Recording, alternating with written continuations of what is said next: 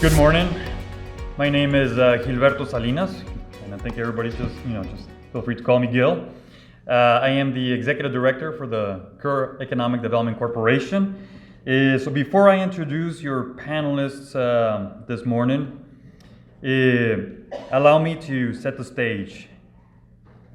Access to finance, access to funding is something that businesses need, whether it's growing their business, launching a new product, new service line, you're starting a marketing campaign, hiring employees, training the employees, competing for a bid, a project, investing in equipment, machinery, facilities. The list goes on and on and on as far as access to capital. There's many reasons, but one of the things that we hear a lot at the KEDC when businesses and business owners walk into the doors is that they need money, and they need money now. So one of the mistakes is that they wait to apply for financing or funding until they need it. So there's always that sense of urgency, which is, kind of reminds me, it's kind of like going grocery shopping when you're hungry, right? It's urgent, and you start making decisions based on that urgency. So that's what this session is about. It's getting advice from these professionals, which include a banker, a lender, a specialist, and a director for a development service. So with that, allow me to introduce your three panelists for today. So I'll start with Mr. Greg Appel. He is a lifelong resident of the Texas Hill Country. He started his banking career in 1985. He is the president of Happy State Bank's Central Texas Division, which is now part of Centennial Bank. He has a finance degree from the University of Texas at Austin and was valedictorian of the Southwest Graduate School of Banking at SMU. Greg is also a board member of the Kerrville Economic Improvements Corporation, Schreiner University President's Advisory Council, and is the chairman of the Hill Country College Scholarship Fund. Then Mr. Leo Davila. He's been a lender relations specialist with the SBA since 2011, where he promotes his programs, conducts visits and with lending institutions, and specifically works with veterans and their families in finding such programs. Prior to the SBA, Leo was with the Department of Defense at Lackland Air Force Base in San Antonio and with the San Antonio Housing Authority's Economic Development Program. Leo is a retired senior master sergeant with 31 years combined service in the Army National Guard and the Air Force Reserve. And then we have Mr. Richard Cifuentes. Mr. Cifuentes is the director of the UTSA Small Business Development Center, which is the SBDC, which has helped expand 160 companies and created more than 2,000 jobs in Bexar County. Mr. Cifuentes has more than 37 years experience in business advising and project management and worked at the Department of Defense and the U.S. Air Force, where he was honored with a prestigious Air Force Award for exemplary civilian service. Mr. Cifuentes is a graduate of Trinity University and has a master's from Webster University, and he was also a U.S. Army captain for 10 years. So I will start I'll come back to Mr. Greg Appel. So how, as a business owner, a small business owner or an entrepreneur, how does someone choose the right bank, or for that matter, the right banker, and why is that important early on in the process? Thank you, Gil. It's a pleasure to be here with you today. Thank you for making time to do this. Thank you to KEDC and the Governor's Council for putting this on. So small business lending is both an art and a science. It's qualitative and quantitative. Who you're sitting across the desk with, it's a relationship. It's important. It matters. Particularly when you're starting a new business, you need somebody who's going to wake up in the morning and be passionate about making a difference in the lives of their customers and in their communities. And that's what really makes a good small business banker, is somebody who takes personal interest in you, in your dreams, your business, that gets fired up and excited to hear about your passion for making a business start. And without that, you kind of just become a number If you're going to a bank that does some sort of electronic credit scoring where you just fill out an application, you leave it there, somebody inputs into a computer and it comes back yes or no, that's probably not the bank that you want to partner with. You want to ideally get with somebody who has some decision-making authority, somebody who has business background, who they specialize in commercial lending. One of the things I've noticed when I started my banking career in the early 80s, I was working for a little bit bigger bank and we had different specialty groups within the bank and what type of lending. And my initial training and where I was assigned was working in the commercial lending group, primarily working with businesses with annual sales of $20 million a year or less. So a lot of small businesses in that group. Nowadays, when I interview and hire commercial lenders, the first thing that they talk about is real estate development, commercial real estate, large projects, because that's where a lot of the dollars are. And it's not necessarily as sexy to be making $100,000 small business loans. And you want somebody who really is not thinking about, you know, am I going to impress my boss by having a 25% growth in my book of business? You want somebody who's motivated by a love for helping to make a difference for their customers. So that's what I would recommend. Sometimes that's hard to do if you're an established business, if you're at a place where you have something to be able to show other than a business plan. Having a banker who'll take the time to actually come out to your place of business, see what you've built, see what you're talking about, get a sense for what makes you special and different. That's usually a good sign if you can get somebody to actually take that personal interest, come see you, get to know your business up close and personal, and that way they can be an effective advocate for you in front of whatever approval process they have at that bank. Thanks. I mean, I like that. That's, I mean, because I've worked with many bankers over the years. Now I can kind of put them almost in two categories: the ones that actually go out and take that extra effort, go that extra mile to actually see your operation and stuff. So I like that. So this is both for Mr. Cifuentes and Mr. Davila. Why should small businesses or business owners consider an SBA or a USDA loan? Well, take that. Sure. Thank you. Well, welcome everyone. I'm happy to be here and thank you for attending. One of the reasons why you might want to consider an SBA loan or USDA loan is because of the benefits to you and to the lender. A lot of times, especially if you're a young business or a newer business, the risk to a lender makes it a tougher decision for them to want to make a loan. And so a lot of that risk then becomes mitigated by an SBA guarantee. And so what that means is, it means that in the case of a default or a failure, the SBA makes a guarantee of a percentage of the loan to the lender, so therefore it minimizes the risk to the lender, and he may be more apt to make that loan. Now, it doesn't mean that you're off the hook if you were to default on that loan. They're still going to look at you to make restitution and make up on it. But really, it's a tool. It's another tool that the lenders are able to use to help offset making those loans and mitigate their risk. And so there are a lot of different ways that they will look at that. And so there's some benefits, sometimes special programs that the SBA might be able to offer along with that. Yeah, thank you for being here. If I may add a little bit. The SBA, the government provides that incentive. It's like a promise to those lenders to take the chance with a small business owner. And it's based on risk. And I don't know if we're going to get to that later on, but there's some criteria that has to be met by the small business owner. So it's not automatically where we have the choice of, okay, I'm going to go to the SBA. It's basically up to the lender because it lessens their exposure. So there's some criteria that has to be met. Thanks. And back to you, Mr. Davila. So, and I think you all kind of touched on this, but does the SBA lend to new businesses?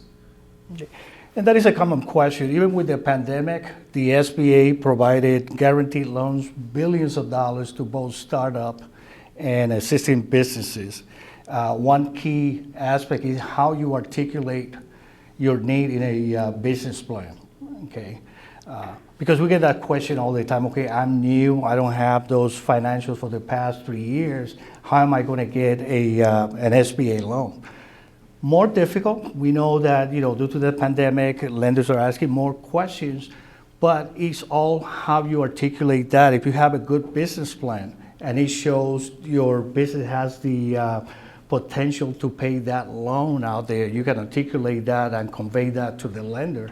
Again, the SBA has provided billions of dollars on startup loans, and we have all the resources that we want to talk about to help you become bankable. So yes, that's a common question, but yes, there are loans out there, big and small, to help you start that business. And along those lines, you mentioned how you articulate that. So exactly how does someone then qualify for that loan? I mean, could you elaborate a little bit as far as articulating it? Is that like through documentation? Is that through site visits? Is that through an interview? Sure. First of all, if you visit our homepage, sba.gov, funding programs, you're going to see our loan programs. It tells you the criteria, normally what lenders are looking for, and one actually drop-down tab out there tells you normally some of the documents that lender is going to be asking for, whether you're a startup or you're an existing business. Okay. One key aspect, especially if you're new, is the full business plan. Okay. Before, if you were an existing business, you could get away with probably providing information on your project. But when you're new, that lender doesn't know you. So we have to put that business plan together.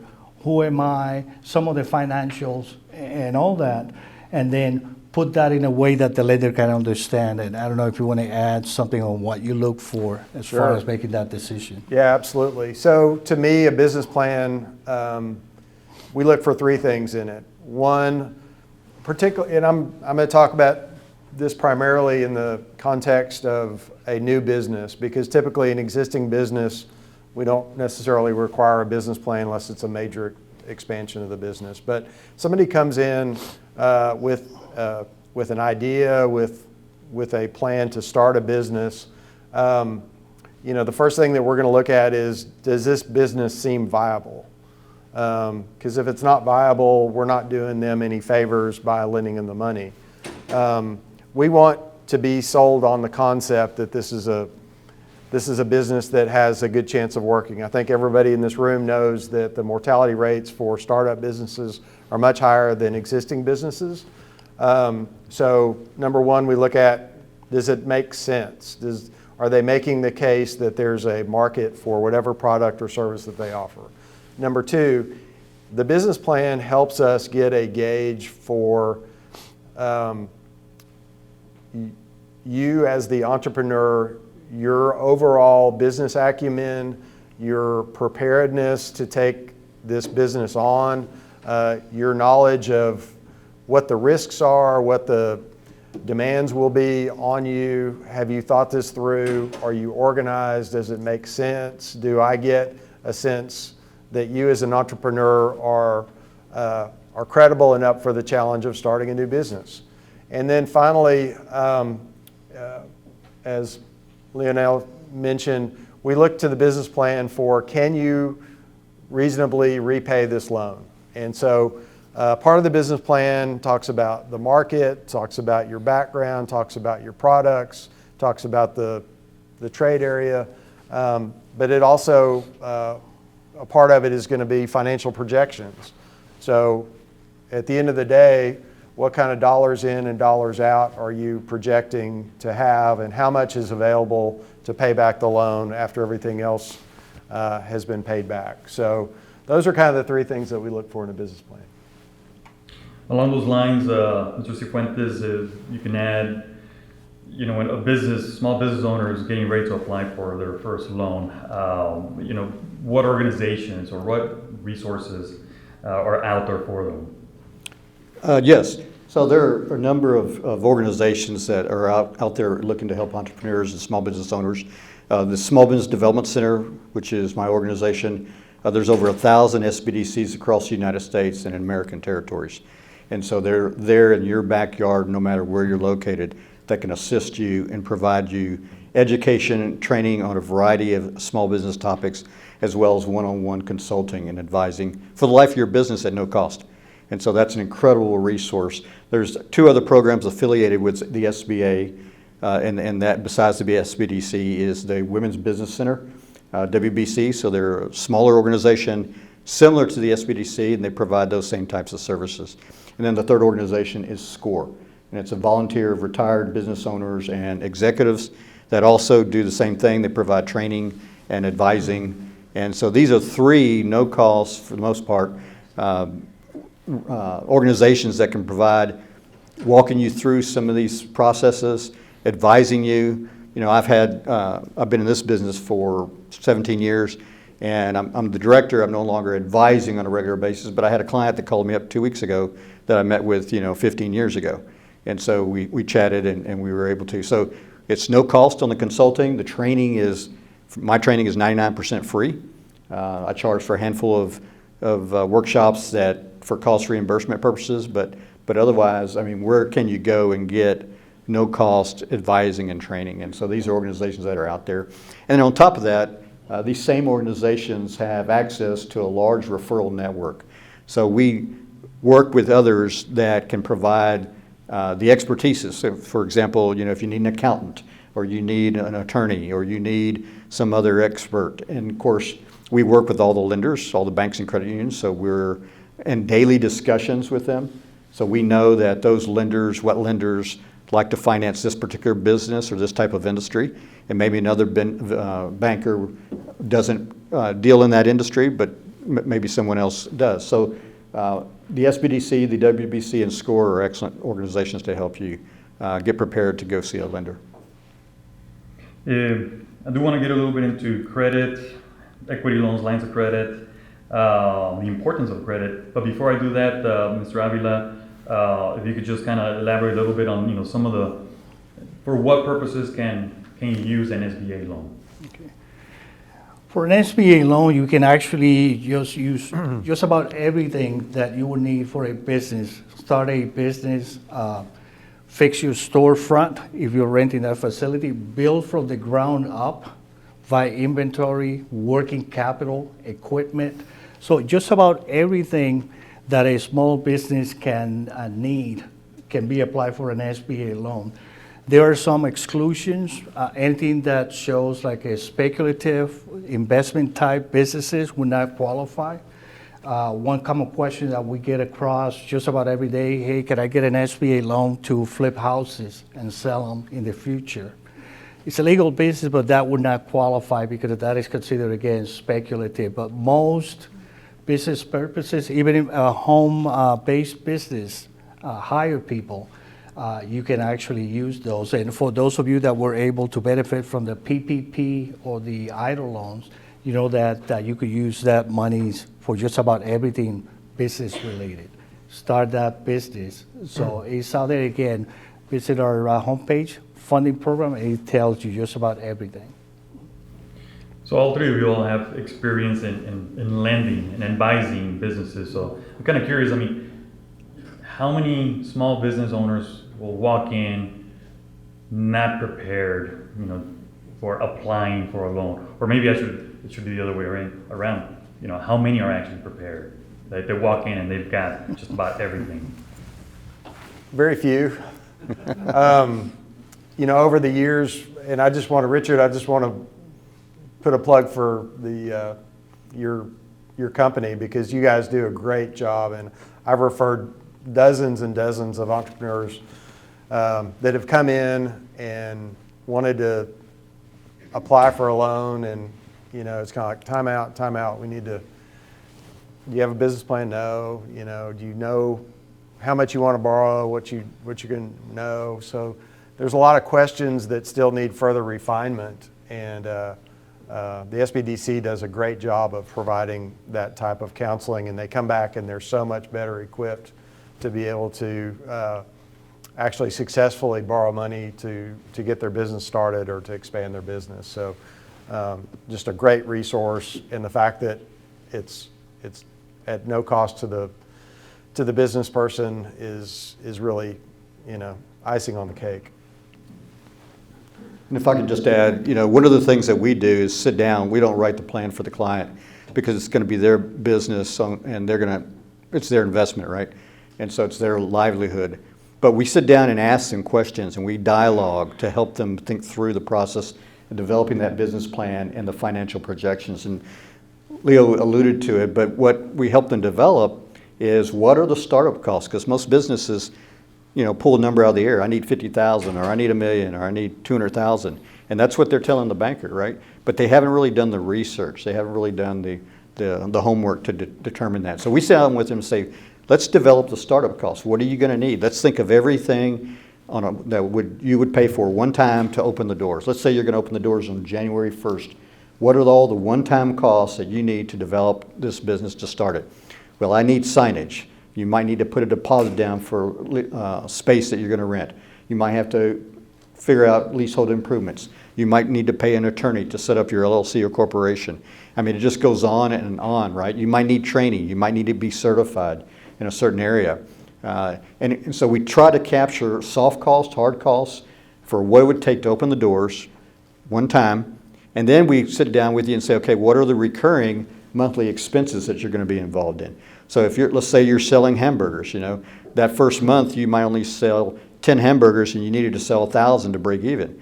So we say, what are the expenses you're going to incur? Rent, phone, utilities. They're going to occur no matter what, no matter how many burgers you sell or don't sell that month, right?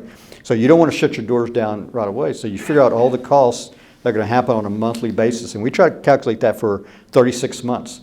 And then we say, okay, what are the projected sales that you're going to do? What are your price points? What are your forecasted sales? And we try to figure that out for 36 months. And you're not going to sell as much the first month as you are the 6th month, right? So it's probably going to hopefully scale up. And what is your marketing plan to scale up? And so we go through all this with you to help you develop that in the plan and then the projections.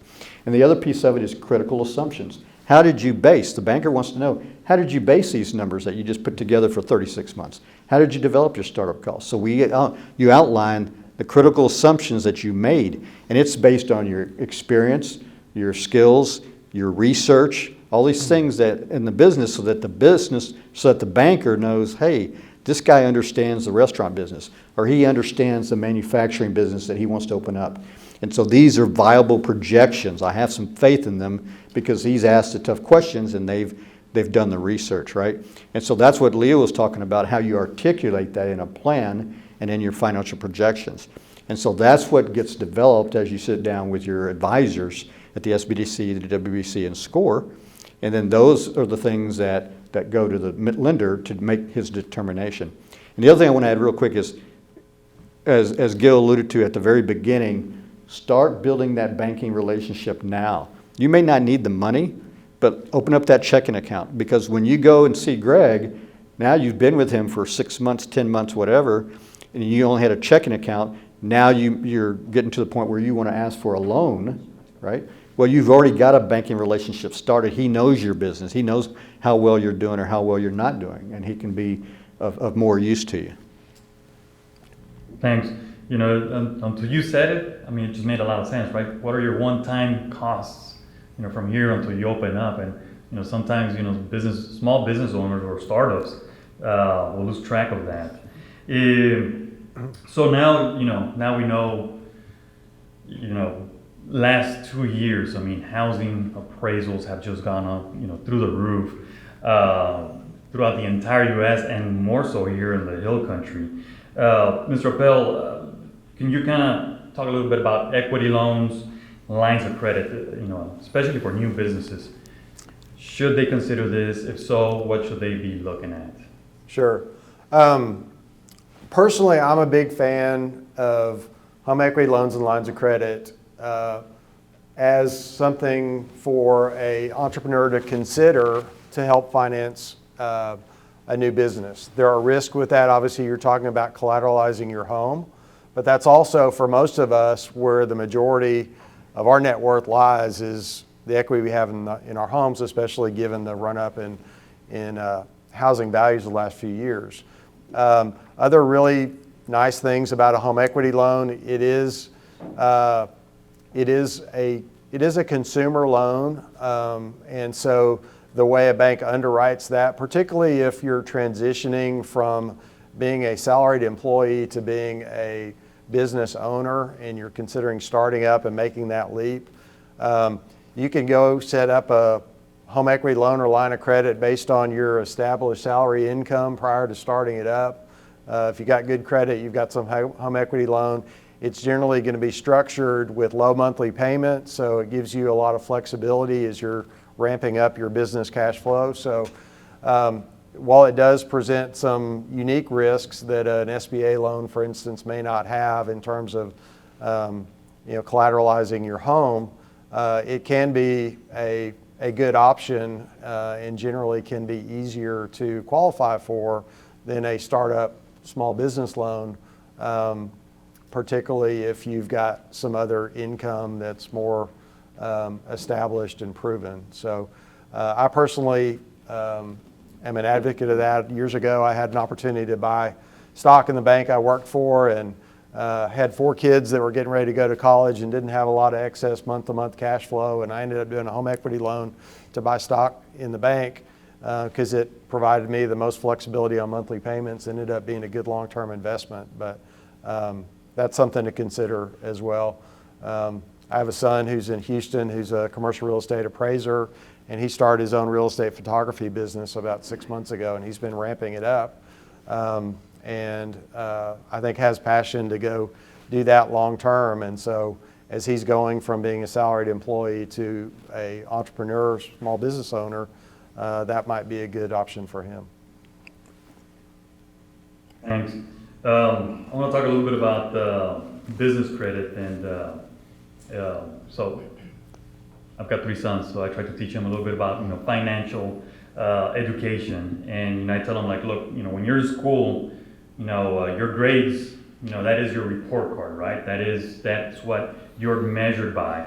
Then when you get into the workforce, it's all about your credit. So that is your report card, your credit. It's all about that number, and that dictates whether you can buy something or not. When you're a business owner, then you have to take it to a whole different level. It's your financial statement. Your financial statement and your business credit, that is your report card. And yeah, one of my sons, started his own business, so he's kind of getting it, I think. The other ones are like, yeah, sure, Dad, whatever, right? But so for the 3 of y'all, maybe could you just elaborate a little bit on the importance of a strong business credit profile, how important it is for small business owners, entrepreneurs, or startups? Yes. Extremely important. It helps you leverage, right? So let's say you have $20,000 set aside and you're thinking about going into business. If you have really excellent credit, you might be able to obtain $100,000, $200,000, right, to help go towards your business startup or your expansion. But you might not be able to do that if you didn't have good, strong credit. You're limited to whatever you had in savings, the $20,000. So it's kind of an incredible tool if you think about it, because you're utilizing other people's money. In other words, in this case, the banker's money, right? But if you have a solid plan and you can articulate it, and you have the industry experience you need, then you can have a very, very successful business, and you leveraged it through having outstanding credit, and then you end up being very, very successful. It's for the SBA perspective, credit is part of what we call character. Knowing what you're doing, having good credit, pay your taxes on time, and all that is one of the big components that the SBA is looking at when they're considering, with that lender is considering whether to submit a package to the SBA on your behalf. So it plays a critical role. We have micro lenders that actually are a little bit more flexible when it comes to credit, but they do have also their criteria and range. But again, it is important, and if you have bad credit and all that, some people get into the notion, okay, well, that's it. I'm going to be like that for life and all that. And we do have resources, financial literacy and other courses to help you. Granted, it takes a while. You see those commercials, instant credit, Repair. add some sugar and water, it's going to be out there the next day and all that. It takes time, but it can be achieved out there, and that plays a critical role in what you get. Those interests are going to be higher because of the risk. But again, it is part of the character, building that credit and maintaining that credit. It is a lot harder to maintain good credit than to, if you can see when you apply for any loan, you go to the store where they tell you, hey, get a little mug or something like that. If you apply, we give you that one. That's a hard pull, and that lowers your score a little bit. And then you figure out, okay, I'm making my payments on time. Why it takes me a while? So it is critical to maintain and keep that credit. Yeah, you're kind of asking your banker to take a little bit of a leap of faith with you, just starting a new business or a major expansion. And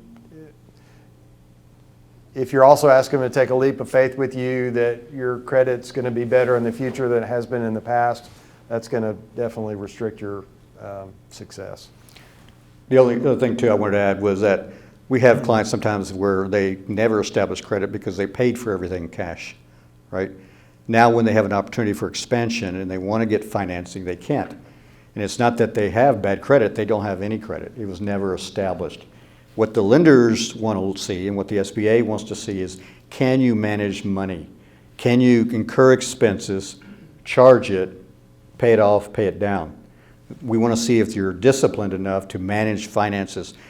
Whereas someone else, that pays cash all the time, they can't see that history of you managing money. So it's important to establish credit. You may think, hey, I'll pay everything cash. No, establish early. Establish your line of credit and pay on it, pay it down, pay it off, charge on it, pay it down, pay it off, and that's how you build excellent credit.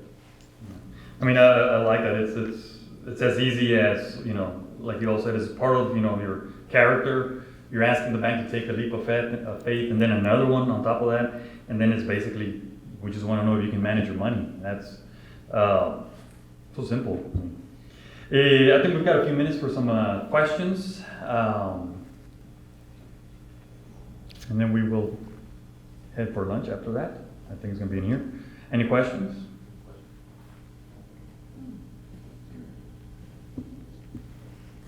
Well, I happen to have a question.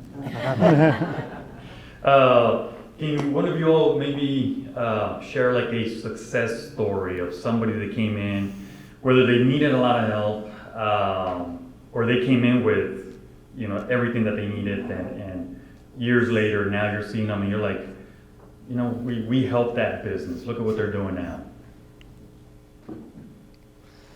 I can mention that gentleman sitting in the far corner. He came to me, gosh, I want to say almost when I first started there, maybe 15 years ago. And he was walking down the hallway and had this idea in his head. And he came to see me and we visited. And, I said, well, who is this young man? And he had, Richard, I got this idea. It sounds kind of crazy, but what do you think about it? And he ran it by me. And he was looking for some affirmation from me. I guess he wanted me to, give him some honest feedback. And it was different. It was unique. Never had seen anything like it. We started working. I think we talked a little bit about what he needed in terms of thought process and planning. I'm not sure that it ever got written, but we went through the discussion of planning. Whether you put it on paper or you put it on the back of a napkin, you still go through that process because you got to think of what is it you need to do. And that gentleman kind of did it like any other startup that is brand new, hadn't established a lot of credit yet, but took it one step at a time, bootstrapping it, learning. He's an excellent salesman, by the way. And before long, he was learning and growing along the way. And at some point, he did go get some financing, some small financing. Not sure if he ever went out and got bigger financing, but he's extremely successful today. And so he's a former client and good friend. Mr. Greg Palomino. So he's the one putting this event together today, by the way. So. Love that story. What's the name of the business? Create a day, meetings and incentives. All right. So, and I'll get back to you all. So, Mr. Cifuentes, so now that Mr. Palomino has great success story, what's some advice for him now? To kind of like, okay, so you've done it, you went through the process, but it's your turn now to give back to the community. Hopefully it's Kerrville. Some advice as far as, how can now he make a difference in the community? Well, first of all, I follow Greg, and I know he does a lot of things in the community. He's very involved in the community. He's very involved in the church. He does a lot of things.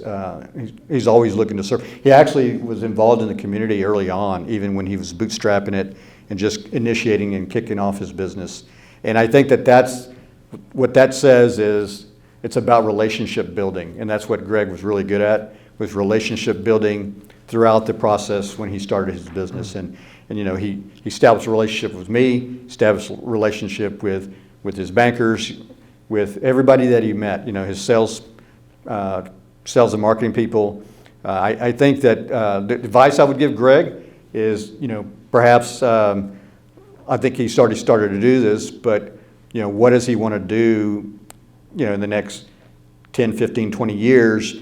Does he want to take that business to the next level? Does he want to potentially add another income stream in terms of another opportunity?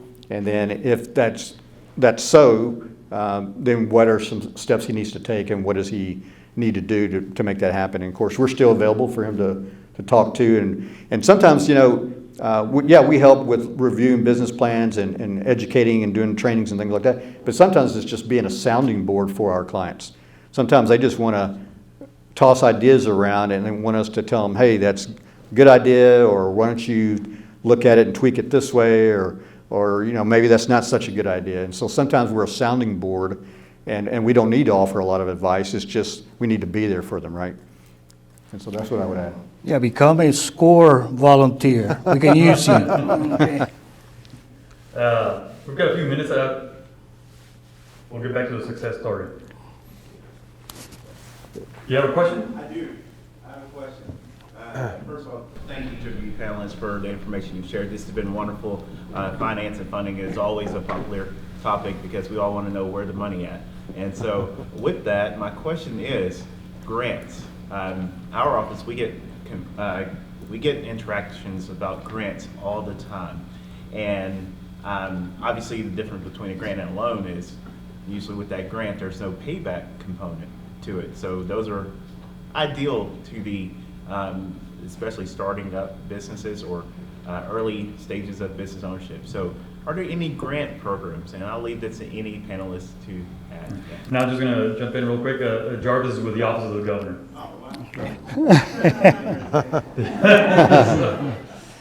With the SBA, unfortunately, no typical grants for regular businesses. Throughout the pandemic, there were some especially for restaurants, the restaurant revitalization fund and all that, but no typical grants. The SBA, with some other agencies, we collaborate to manage what we call SBIR, Small Business Innovation and Research. Okay, technically, for more specialized types of businesses, there might be some grants out there.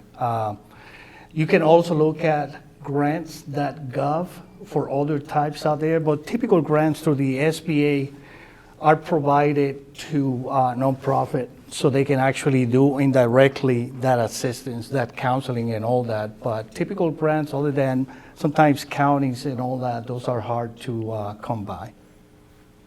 Yeah, I would just add, I don't know if I'm going to age myself, but staying up late watching cable TV, you remember that guy in the white overcoat with all the question marks that always talked about free money and free grants? And so typically that stuff doesn't exist. When they talk about grants for businesses, the grants go to programs like mine. Let's say the grant says help people develop economic development, et cetera, et cetera. Well, that's what funds us to help small businesses. So there typically aren't governmental grants that go directly to a small business. So, for example, during the pandemic, the grants that existed for small business, okay, ended up going to agencies to provide loans, right? Or in some cases, some grants to those small businesses. So it's not real common. It's rare. Like he said, they're going to go to nonprofits or agencies to help small businesses. Now, keep in mind though, there are a lot of private grants out there. So Morgan Chase, JP Morgan Chase, a lot of the lenders, a lot of the national investment firms, there are always those. Keep your eyes open, because many times there are those grants that can be $15,000, $25,000, $50,000, $100,000. And small businesses, well, I've had a number of clients participate in those and win those grants. And that's free money. So there's a lot of those are more common, I would say. Jarvis, I made a few grants, but it wasn't intentional. I didn't think they were a grant at the time I made them, but they ended up that way.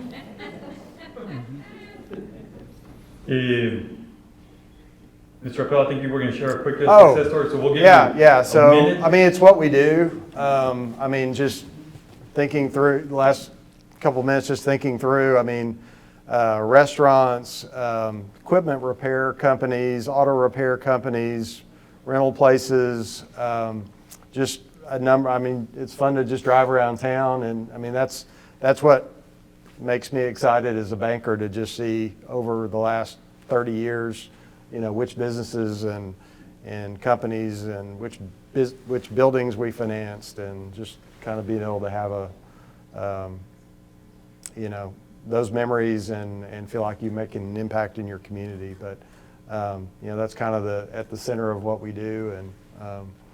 And it's fun to help make entrepreneurs' dreams come true and be a part of that, because they're the ones that are putting in the hard work and the long hours and putting themselves at risk, and we get to come alongside of them and share a little bit of the joy and excitement of seeing those dreams come true.